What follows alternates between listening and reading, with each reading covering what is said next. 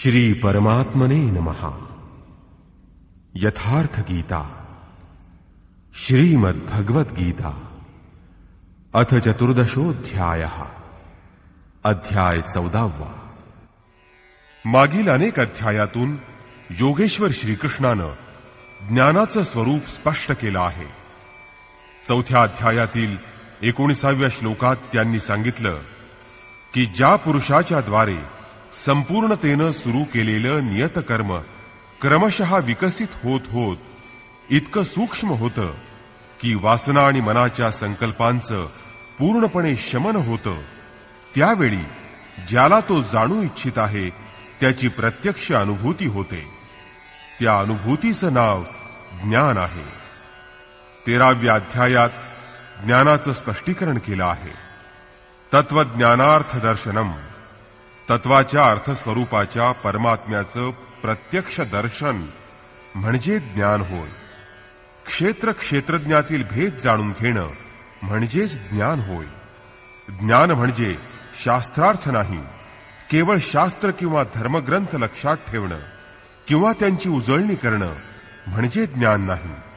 अभ्यासाची ती अवस्था म्हणजे ज्ञान होय, जिथं ते तत्व समजून येतं, विदित होतं। परमात्म्याच्या साक्षात्काराबरोबर मिळणाऱ्या अनुभूतीचं नाव ज्ञान आहे। याच्या विपरीत सर्व काही अज्ञान आहे। या प्रकारे सर्व काही सांगितल्यानंतर सुद्धा प्रस्तुत अध्यायात योगेश्वर श्रीकृष्ण म्हणतात की अर्जुना, त्या ज्ञानांमध्ये देखील परमश्रेष्ठ असं ज्ञान मी तुझ्यासाठी पुन्हा सांगेन। योगेश्वर इथं त्याचीच पुनरावृत्ती करीत आहेत, कारण शास्त्र सुचिन्नितत पुनिपुनि देखिया, ज्याचं उत्तम प्रकारे चिंतन केलं आहे असं शास्त्रही पुनः पुन्हा पाहिलं पाहिजे। इतकंच नव्हे तर जो तुम्ही साधना मार्गात पुढे जाल, जो त्या इष्टदेवात प्रवेश मिळवाल, तसतशी ब्रह्माची नवनवीन अनुभूती प्राप्त होईल। हे ज्ञान सद्गुरू महापुरुषच देतात। म्हणून श्रीकृष्ण म्हणतात की हे ज्ञान मी तुझ्यासाठी पुन्हा सांगेन। स्मृती हे एक असं पटल आहे की ज्यावर संस्काराचा ठसा नेहमी उमटत असतो। जर पथिकाला इष्टामध्ये प्रवेश देववणारं जाणकारी ज्ञान मलिन झालं, धूसर झालं, तर त्या स्मृतीपटलावर प्रकृती अंकित होऊ लागते, जी विनाशाचं कारण आहे। त्यासाठी पूर्तता होईपर्यंत, इष्टची प्राप्ती होईपर्यंत साधकाला इष्ट संबंधीचं ज्ञान पुन्हा पुन्हा जाणून घेतलं पाहिजे। आज स्मृती जिवंत आहे, परंतु पुढील अवस्थेत प्रवेश मिळाल्यावर ही अवस्था राहणार नाही। म्हणूनच पूज्य महाराजश्री म्हणत की ब्रह्मविद्येचं रोज चिंतन करा, रोज एक माळ फिरवा। अर्थात माळ म्हणजे बाह्य माळ नव्हे, तर हृदयात चिंतनाची माळ फिरवा। हे तर साधकासाठी आहे, परंतु खरोखर जे सद्गुरू असतात ते त्या पथिकाच्या मागे लागलेले असतात। अंतर्यामी त्याच्या आत्म्यानं जागृत होतात, तसंच बाहेर आपल्या क्रियाकलापांनी त्याला अभिनव परिस्थितीची ओळख करून देतात। योगेश्वर श्रीकृष्णही महापुरुष होते। इथं अर्जुन शिष्य आहे, त्यानं योगेश्वरांना आपल्याला सांभाळून घ्या अशी प्रार्थना केली होती। म्हणून योगेश्वर श्रीकृष्ण म्हणतात की ज्ञानांमध्ये उत्तम असणारं ज्ञान तुझ्यासाठी मी पुन्हा सांगेन। श्री भगवान वाच।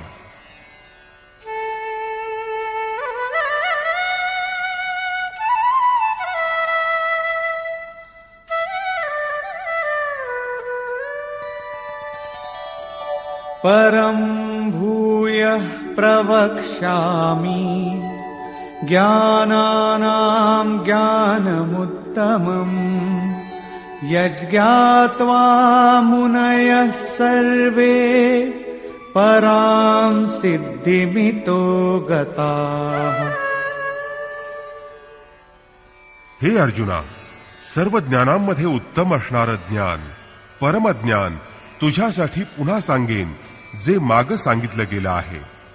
हे ज्ञान जाणूनच सर्व मुनिजन या संसारातून मुक्त होऊन परमश्रेष्ठ गतीला प्राप्त झाले आहेत। जी गती प्राप्त झाल्यानंतर प्राप्त करण्याचं काहीही शिल्लक राहत नाही।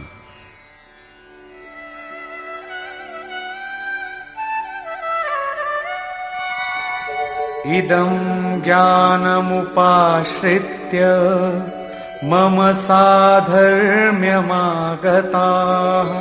सर्गेऽपि नोपजायन्ते प्रलये न व्यथन्ति च. या ज्ञानाला उपाश्रित्य म्हणजेच या ज्ञानाचा आश्रय करून माझ्याप्रत पोहोचलेले मद्रूपतेला प्राप्त झालेले पुरुष सृष्टीच्या उत्पत्ती काळी पुन्हा जन्मत नाहीत आणि प्रलय काळी म्हणजेच अंतकाळी व्याकुळ होत नाहीत, व्यथित होत नाहीत. कारण ज्या दिवशी तो महापुरुष मद्रूपतेला प्राप्त होतो त्याच दिवशी त्याच्या शरीराचा अंत झालेला असतो. त्यानंतर त्याचं शरीर म्हणजे फक्त त्याच्या राहण्याचं ठिकाण किंवा घर आहे. पुनर्जन्माचं स्थान कुठं आहे? ज्या ठिकाणी पुरुष जन्म घेतात ते स्थान कुठं आहे? यावर श्रीकृष्ण म्हणतात,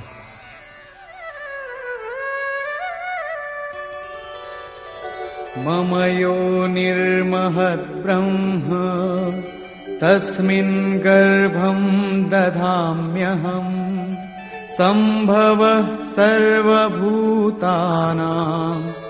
ततो भवति भारत. हे अर्जुना, माझं महत ब्रह्म म्हणजेच माझी ही अष्टधा मूल प्रकृती हेच सर्व भूतांचं उत्पत्ती स्थान आहे.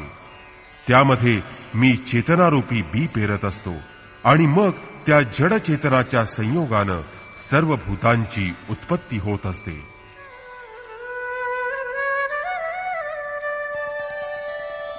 सर्वयोनिषु कौन्तेय मूर्तयः सम्भवन्ति याः तासां ब्रह्ममहद्योनिः अहं बीजप्रदः पिता. हे कौंतेया, सर्व योनींमध्ये जेवढे शरीरधारी प्राणीमात्र उत्पन्न होतात, जन्मतात, त्या सर्वांचं उत्पत्ती स्थान 8 भेदांची ही मूळ प्रकृती आहे. मी बीज स्थापन करणारा पिता आहे. या व्यतिरिक्त अन्य कोणी माता पिता नाहीत. जोपर्यंत जड आणि चेतन यांचा संयोग होत राहील तोपर्यंत प्राणीमात्रांचा जन्म होत राहील, त्यांची उत्पत्ती होत राहील. यासाठी कुणी ना कुणी निमित्त बनतच राहील. यानंतर चैतन्यमय आत्मा जड प्रकृतीमध्ये का बद्ध होतो, जखडला जातो, त्याचं स्पष्टीकरण करताना श्रीकृष्ण म्हणतात,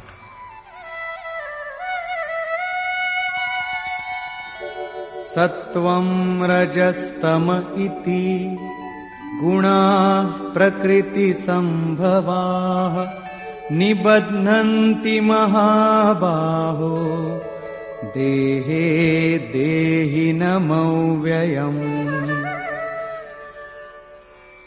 हे महाबाहो अर्जुना, सत्व, रज आणि तम हे प्रकृतीपासून उत्पन्न होणारे 3 गुण या अविनाशी जीवात्म्याला शरीरात बद्ध करून ठेवतात.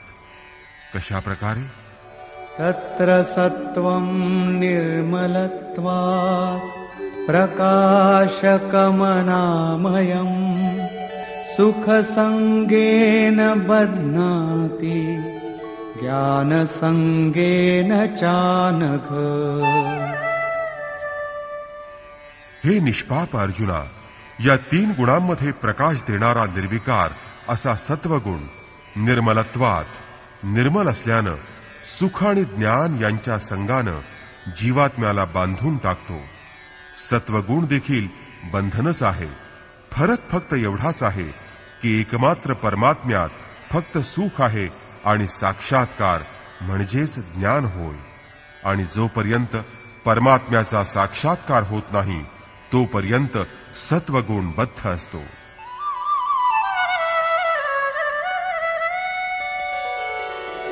रजो रागात्मकं विद्धि तृष्णासंगसमुद्भवम् तन्निबध्नाति कौन्तेय कर्मसंगेन देहिनम्. हे अर्जुना, क्रोधाचं मूर्तिमंत स्वरूप म्हणजे रजोगुण होय. याला तू कर्मसंगेन म्हणजे कामना आणि आसक्तीपासून उत्पन्न होतो असं जाण. तो रजोगुण जीवात्म्याला कर्म आणि त्यापासून प्राप्त होणाऱ्या फळाच्या आसक्तीमध्ये बद्ध करत असतो. तो जीवात्म्याला कर्मामध्ये प्रवृत्त करत असतो. तमस्त्वं ज्ञानजं विद्धि मोहनं सर्वदेहिना प्रमादालस्य निद्राभिः तन्निबध्नाति भारत.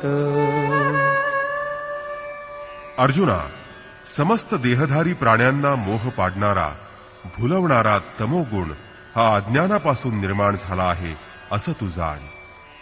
तो या जीवात्म्याला प्रमाद म्हणजे दुष्कृत्य, आळस म्हणजे आत्ता नको उद्या करू अशी चालढकलीची वृत्ती आणि निद्रा यांनी बद्ध करतो.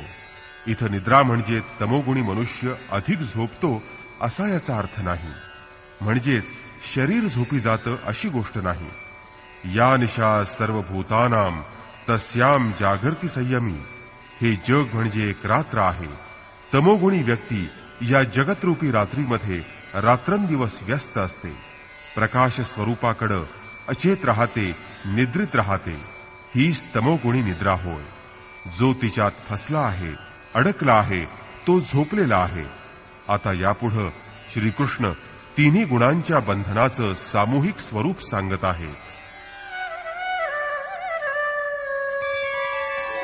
सत्वं सुखे संजयति रजः कर्मणि भारत ज्ञानमावृत्य तु तमः प्रमादे संजयत्युत. अर्जुना, सत्वगुण मनुष्याला सुखाच्या ठिकाणी व्यग्र करतो. शाश्वत परमसुखाकडे त्याचं मन ओढ घेतं, तिथं आसक्त होतं. रजोगुण मनुष्याला कर्मामध्ये प्रवृत्त करतो, तर तमोगुण ज्ञानाला आच्छादित करून प्रमादामध्ये म्हणजे अंतःकरणातील व्यर्थ विचार विकारांमध्ये मनुष्याचं मन आसक्त करतो. जर हे तिन्ही गुण एकाच स्थानावर आणि एकाच हृदयात आहेत तर वेगवेगळे कसे विभक्त होतात? यावर योगेश्वर श्रीकृष्ण म्हणतात,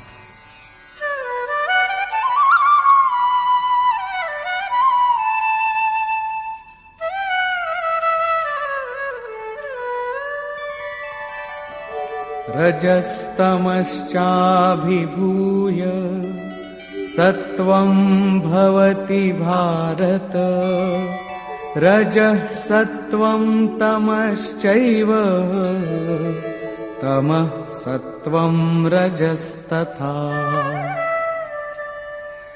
हे अर्जुना, रजोगुण आणि तमोगुण यांचा पाडाव करून सत्वगुण वरचढ होतो. तसंच सत्वगुण आणि तमोगुण यांना जिंकून रजोगुण वाढतो. तसंच याच प्रकारे रजोगुण आणि सत्वगुण यांचा बिमोड करून तमोगुण प्रबल होतो. परंतु कोणता गुण केव्हा आणि कसा कार्य करत आहे हे कसं ओळखायचं?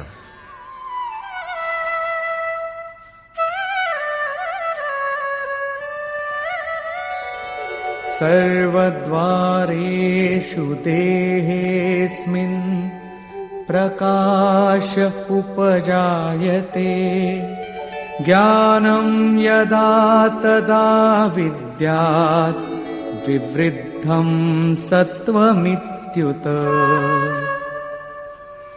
ज्यावेळी शरीरात तसंच अंतःकरणात आणि सर्व इंद्रियांमध्ये ईश्वरीय प्रकाश आणि ज्ञान उत्पन्न होतं त्यावेळी सत्वगुणांची विशेष वाढ झाली आहे असं समजावं.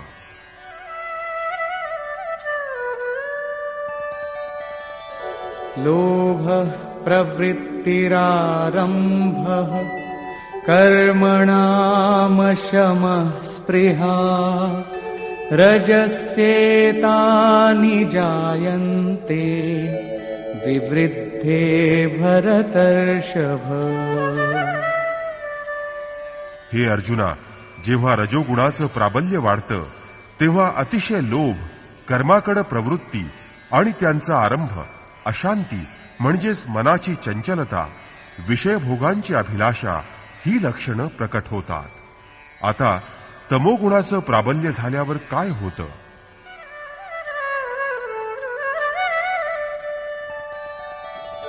अप्रकाशो प्रवृत्तिश्च प्रमादो मोह एव च तमस्येतानि जायन्ते विवृद्धे कुरु नन्दन. अर्जुना, जेव्हा तमोगुणाचं प्राबल्य वाढतं तेव्हा अप्रकाश हा प्रकाश ईश्वराचा द्योतक असतो, म्हणजेच ईश्वरीय प्रकाशाकडे न जाण्याची प्रवृत्ती, कार्यम कर्म योग्य कर्म न करण्याची प्रवृत्ती, अंतःकरणात व्यर्थ कर्म करण्याची लहर आणि जगातील मुग्ध करणाऱ्या वस्तूंचा मोह हे दोष त्या माणसाला पछाडतात. तथापि हे सर्व गुण जाणून त्याचा फायदा काय?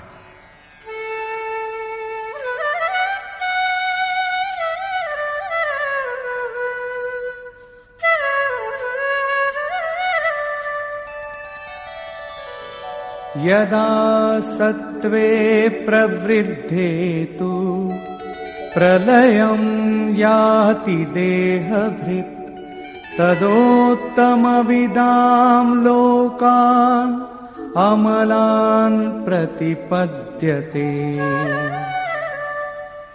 सत्वगुणांचं प्राबल्य झालं असताना जर देहधारी मनुष्य मृत्यू पावला तर त्याला उत्तम कर्म करणाऱ्यांच्या दोषरहित असणाऱ्या दिव्य लोकाची प्राप्ती होते.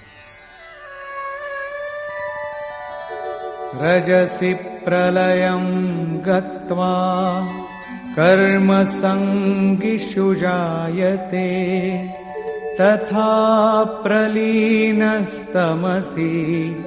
मूढयोनिषु जायते. रजोगुणांचं प्राबल्य असता मनुष्य मरण पावला तर तो सकाम कर्मात आसक्त असणाऱ्या मनुष्यात जन्म घेतो.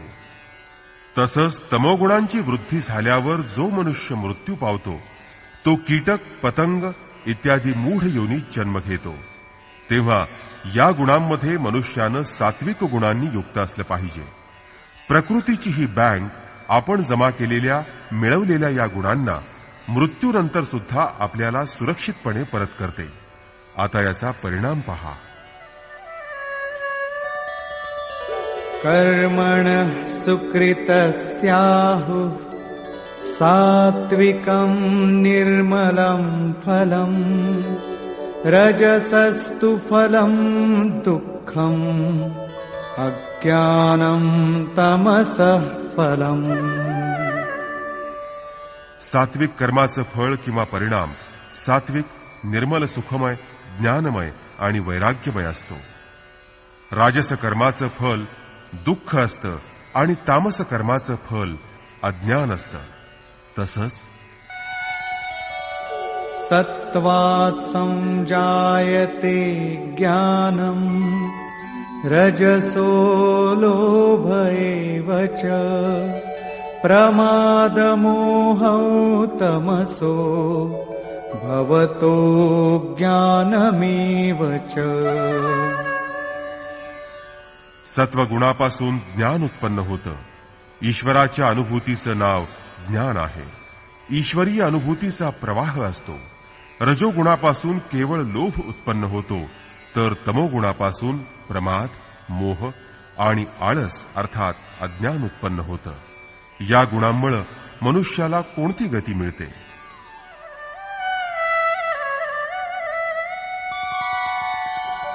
ऊर्ध्वं गच्छन्ति सत्त्वस्था मध्ये तिष्ठन्ति राजसाः जघन्यगुणवृत्तिस्था अधो गच्छन्ति तामसाः. सत्वगुणी पुरुष ऊर्ध्वमूलम त्या मूल परमात्म्याच्या ठिकाणी जातात. ते निर्मल लोकात म्हणजे देवलोकात जातात. रजोगुणी म्हणजे राजस आचरणाचे लोक मध्यम श्रेणीचे असतात. त्यांच्याजवळ विवेक, वैराग्यादी सात्विक गुण असत नाहीत किंवा ते कीटकादिकांच्या अधम योनीतही जात नाहीत, परंतु त्यांना पुनर्जन्म प्राप्त होतो. तर निंद्यगुणी अशा तामस वृत्तीचे लोक पशुपक्ष्यादिकांच्या अधम योनीत जातात, म्हणजेच ते अधोगतीला जातात. या प्रकारे या 3 गुणांमुळे त्या गुणांनुसार योनी प्राप्त होत असते. म्हणजे हे 3 गुण येन केन प्रकारे योनीला कारण असतात. जो पुरुष या गुणांच्या पलीकडे जातो तो जन्म मृत्यूच्या बंधनातून मुक्त होऊन माझ्या स्वरूपाला प्राप्त होतो. यावर श्रीकृष्ण म्हणतात,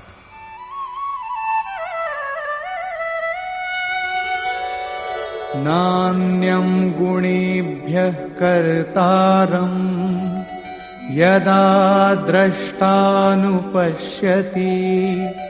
गुणेभ्यश्च परं वेत्ति मद्भावं सोऽधिगच्छति. प्रकृतीच्या 3 गुणांच्या व्यतिरिक्त दुसरा कोणी करता नाही असं जेव्हा द्रष्टा आत्मा जाणतो आणि 3ही गुणांच्या अत्यंत पलीकडे असणारं परमतत्व वेत्ती जाणतो, तेव्हा तो पुरुष माझ्या स्वरूपाला प्राप्त होतो. गुण गुणांमध्ये अशी काही बौद्धिक मान्यता नाही. साधना करता करता अशी एक अवस्था येते की तेव्हा त्या परमतत्वाची अनुभूती होते आणि त्याला समजतं की या 3 गुणांशिवाय दुसरा कोणताही करता नाही. त्यावेळी तो पुरुष 3 गुणांच्या पलीकडे जातो. हे कपोल कल्पित असं म्हणणं नाही. यावरच पुढे श्रीकृष्ण म्हणतात,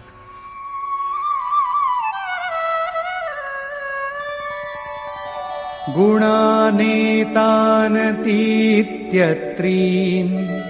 देही देह समुद्भवान् जन्म मृत्युजरा दुःखैर् विमुक्तो मृतमश्नुते. स्थूल शरीराच्या उत्पत्तीला कारणीभूत अशा या 3 गुणांच्या पलीकडे जो पुरुष जातो तो जन्म मृत्यू वार्धक्य आणि सर्व प्रकारच्या दुःखापासून मुक्त होऊन अमृत तत्वाचं पान करतो. यावर अर्जुनानं प्रश्न केला. अर्जुन उवाच,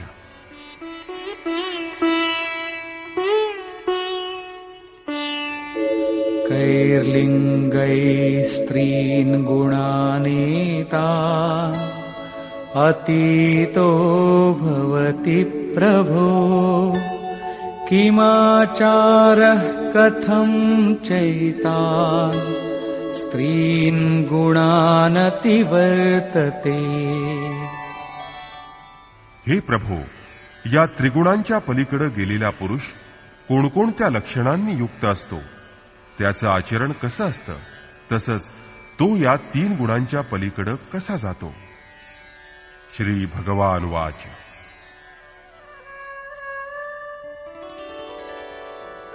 प्रकाशञ्च प्रवृत्तिञ्च मोहमेव च पाण्डव न द्वेष्टि सम्प्रवृत्तानि न निवृत्तानि काङ्क्षति. हे अर्जुना, जो पुरुष सत्वगुणाचं कार्यफल प्रकाश, रजोगुणाचं कार्यफल प्रवृत्ती आणि तमोगुणाचं कार्यफल मोह हे उत्पन्न झालं असता त्यांना वाईट समजून त्यांचा तिरस्कार करत नाही किंवा ते नाहीसं झाल्यानंतर त्यांची तो इच्छाही करीत नाही, तसंच उदासीनवदासीनो गुणैर्यो न विचाल्यते गुणावर्तन्त इत्येव योऽवतिष्ठति नेङ्गते. जो या प्रकारे उदासीनासारखा राहणारा, त्रिगुणांमुळे विचलित न होणारा, गुणच गुणांमध्ये वर्तन करीत असतात, म्हणजे गुण आपापली कर्म करीत असतात असं जाणून जो स्थिर असतो, विचलित होत नाही, तोच या त्रिगुणांच्या पलीकडे जातो.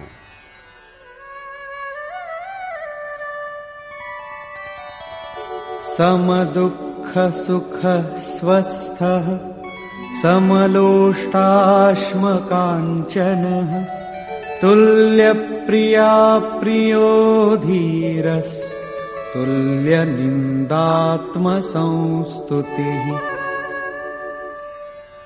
जो आपल्या स्वरूपाच्या ठिकाणी म्हणजे आत्मभावामध्ये स्थिर असतो, जो सुखदुःखांना समान समजतो, दगड माती आणि सोनं यांच्याकडे जो समान दृष्टीने पाहतो, जो धैर्यवान आहे, प्रिय आणि अप्रिय गोष्टींकडे जो समान दृष्टीने पाहतो, आपली निंदा किंवा स्तुतीही ज्याला समसमानच वाटते, तसंच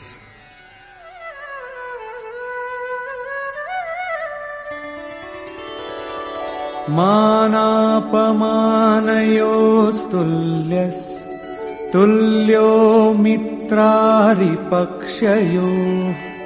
सर्वारंभ परित्यागी गुणातीतः स उच्यते.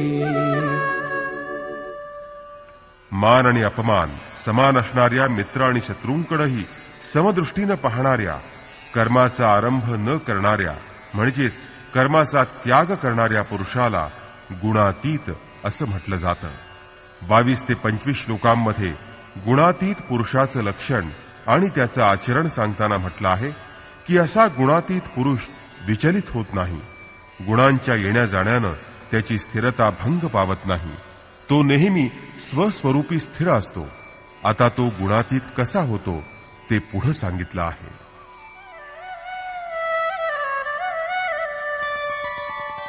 मां च यो व्यभिचारेण भक्तियोगेन सेवते सगुणान् समतीत्यैतान् ब्रह्मभूयाय कल्पते. जो पुरुष अव्यभिचारिणी भक्तीनं म्हणजेच परमात्म्याच्या व्यतिरिक्त अन्य कोणत्याही सांसारिक गोष्टींचं स्मरण न करता अनन्य अशा भक्तियोगानं नियत कर्म करीत माझी निरंतर उपासना करतो, जो मला भजतो, त्रिगुणांचं उत्तम प्रकारे उल्लंघन करून पलीकडे जातो, तो ब्रह्मरूप होतो. यालाच कल्प असं म्हणतात. ब्रह्माशी एकरूप होणं म्हणजेच वास्तविक कल्प होय. अनन्य भावानं नियत कर्माचं आचरण केल्याशिवाय कोणीही गुणांच्या पलीकडे जाऊ शकत नाही. शेवटी योगेश्वर श्रीकृष्ण म्हणतात,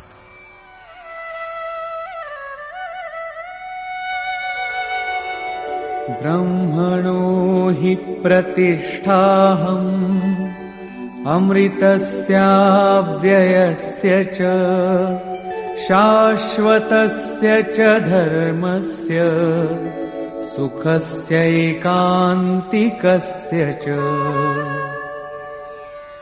हे अर्जुना, त्या अविनाशी ब्रह्माचं म्हणजेच ज्याच्याशी तो गुणातीत पुरुष कल्प करतो आणि एकाकार होऊन त्यात प्रवेश करतो, त्या ब्रह्माचं, त्या अमृताचं, शाश्वत धर्माचं आणि त्या अखंड एकरस आनंदाचं मी आश्रयस्थान आहे. श्रीकृष्ण एक योगेश्वर होते. तेव्हा आता तुम्हाला अव्यक्त अविनाशी ब्रह्म, शाश्वत धर्म आणि अखंड एकरस आनंदाची आवश्यकता असेल तर एखाद्या तत्वस्थित अर्थात अव्यक्त स्थित महापुरुषाच्या आश्रयाला जावं, कारण त्या महापुरुषाद्वारेच हे शक्य आहे. निष्कर्ष. या अध्यायात प्रारंभीच योगेश्वर श्रीकृष्णांनी अर्जुनाला म्हटलं की अर्जुना, ज्ञानामध्ये अत्यंत उत्तम असं असणारं परमज्ञान तुझ्यासाठी मी पुन्हा सांगणार आहे. हे ज्ञान जाणून उपासनेद्वारा मुनिजन माझ्या स्वरूपाप्रत येत असतात. त्यानंतर सृष्टीच्या प्रारंभी ते जन्मत नाहीत, परंतु शरीर आहे म्हणजे ते नष्ट तर होणारच. पण शरीराचं निधन झालं तरी ते व्यथित होत नाहीत. ज्या दिवशी त्यांना माझ्या स्वरूपाची प्राप्ती होते त्या दिवशीच वास्तवात त्यांनी आपल्या शरीराचा त्याग केलेला असतो. ही स्वरूप प्राप्ती तर जिवंतपणी होत असते, परंतु शरीराचा अंत होत असतानाही ते व्यथित होत नाहीत. प्रकृतीपासून उत्पन्न झालेल्या सत्व, रज, तम या गुणांनी जीवात्मा शरीरात बद्ध होत असतो. 2 गुणांवर प्रभुत्व करून तिसरा गुण वरचढ होऊ शकतो. कारण गुण परिवर्तनशील असतात. प्रकृती अनादी आहे, ती नष्ट होत नाही, परंतु गुणांचा प्रभाव टाळता येतो. गुण मनावर प्रभाव टाकत असतात. जेव्हा सत्वगुणाची वृद्धी म्हणजे बाहुल्य असतं, तेव्हा ईश्वरीय प्रकाश आणि ज्ञान सर्वत्र म्हणजे इंद्रियांच्या ठिकाणी आणि अंतःकरणात उत्पन्न होतो. रजोगुण क्रोधात्मक असतो. अशा वेळी कर्माचा मोह होतो, आसक्ती वाढते. तर जेव्हा अंतःकरणात तमोगुणाचं प्राबल्य वाढतं, तेव्हा मनुष्य आळस आणि प्रमादानं घेरला जातो. सत्वगुणाचं प्राबल्य असताना मनुष्याला मृत्यू आला तर तो मनुष्य निर्मल लोकात म्हणजेच देवलोकात जन्म घेतो. तर रजोगुणाचं प्राबल्य असताना मनुष्य मृत्यू पावला तर तो पुन्हा मानव योनीत जन्माला येतो. आणि जर तमोगुणाचं प्राबल्य असताना मनुष्यानं देह सोडला तर पशुपक्षी आदी अधम योनी त्याला प्राप्त होते. आणि म्हणून मनुष्यानं क्रमशः सात्विक गुणांकडे अधिक वळलं पाहिजे. वास्तविक तिन्ही गुण कोणत्या ना कोणत्या योनीचं निमित्त असतातच, कारण या गुणांमुळेच आत्मा शरीरात बद्ध होत असतो. आणि म्हणून गुणांच्या पलीकडे गेलं पाहिजे. या गुणांचं स्वरूप सांगताना योगेश्वर म्हणतात की अष्टधा मूल प्रकृती म्हणजे गर्भधारणा करणारी माता आहे. मी बीजरूप पिता आहे. जोपर्यंत हा क्रम राहील तोपर्यंत या चराचर जगतात निमित्त रूपानं कुणी ना कुणी माता पिता बनतच राहतील. परंतु वास्तविकरित्या प्रकृतीच माता आहे आणि मीच पिता आहे. यावर अर्जुनानं 3 प्रश्न विचारले की गुणातीत पुरुषाचं लक्षण काय असतं, त्याचं आचरण कसं असतं आणि कोणत्या उपायानं ते गुणांच्या पलीकडे जातात.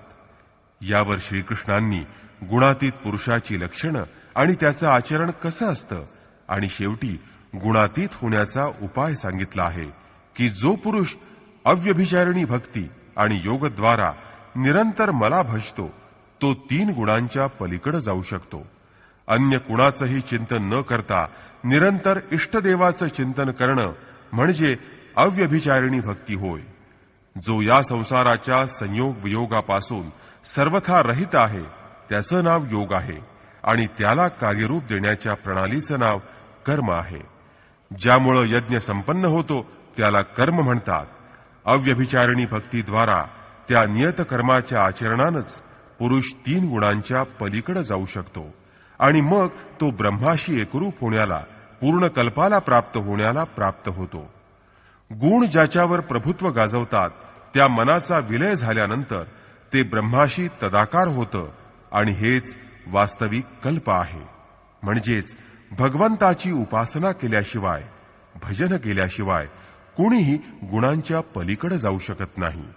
शेवटी योगेश्वर श्रीकृष्ण निर्णय देतात की तो गुणातीत पुरुष ज्या ब्रह्माशी एकरूप होतो त्या ब्रह्माचं, अमृत तत्वाचं, शाश्वत धर्माचं आणि अखंड एकरस आनंदाचं मी आश्रयस्थान आहे. अर्थात मी मुख्य कर्ता आहे. पण आता तर श्रीकृष्ण निघून गेले. आता तो आश्रयही निघून गेला. आता तर मोठी समस्या उभी राहिली. आता तो आश्रय मिळणार कुठं? परंतु स्वतः श्रीकृष्णांनी आपला परिचय करून दिला आहे. ते एक योगी होते, स्वरूपस्थ महापुरुष होते. शिष्यस्तेहम शाधिमाम त्वाम प्रपन्नम. अर्जुनानं म्हटलं होतं की मी आपला शिष्य आहे, मी आपल्याला शरण आलो आहे, तेव्हा माझं रक्षण करा. वारंवार श्रीकृष्णांनी आपला परिचय दिला आहे. स्थितप्रज्ञ महापुरुषाची लक्षणं सांगितली आणि त्या महापुरुषाशी आपली तुलना केली. तेव्हा हे स्पष्ट आहे की श्रीकृष्ण एक महात्मा योगी होते. आता जर तुम्हाला अखंड एकरस आनंद, शाश्वत धर्म अथवा अमृत तत्वाची आवश्यकता भासली तर या सर्वांच्या प्राप्तीचा स्रोत एकमात्र सद्गुरू आहेत. केवळ पुस्तक वाचून ते प्राप्त होऊ शकत नाहीत. जेव्हा महापुरुष आत्म्याशी अभिन्न होऊन रथी होतात तेव्हा हळूहळू त्या अनुरागी भक्ताला संचालित करीत ज्यात ते स्वतः स्थित आहेत त्या स्वरूपापर्यंत पोहोचवतात. या प्रकारे योगेश्वर श्रीकृष्णांनी आपणच सर्वांचं आश्रयस्थान आहोत असं सांगून ज्यात गुणांचं विस्तारानं वर्णन केलं आहे त्या 14व्या अध्यायाचं समापन केलं आहे. म्हणून ओम तत्सदिति श्रीमद्भगवद्गीतासूपनिषत्सु ब्रह्मविद्यायां योगशास्त्रे श्रीकृष्णार्जुन संवादे गुणत्रय विभाग योगो नाम चतुर्दशोऽध्यायः। याप्रमाणे श्रीमद्भगवद्गीता रूपी उपनिषदातील ब्रह्मविद्यांतर्गत योगशास्त्रातील श्रीकृष्ण आणि अर्जुन यांच्या संवादातील गुणत्रय विभाग योग नावाचा 14वा अध्याय समाप्त झाला। इति श्रीमत्परमहंस परमानंदस्य शिष्य स्वामी अडगडानंद कृते श्रीमद्भगवद्गीतायाः यथार्थ गीता भाष्ये गुणत्रय विभाग योग नाम चतुर्दशोऽध्यायः। अशा प्रकारे श्रीमत्परमहंस परमानंदजींचे शिष्य स्वामी अडगडानंद कृत श्रीमद्भगवद्गीतेवरील भाष्य यथार्थ गीता यामधील गुणत्रय विभाग योग नावाचा 14वा अध्याय समाप्त झाला। हरि ओम तत्सत।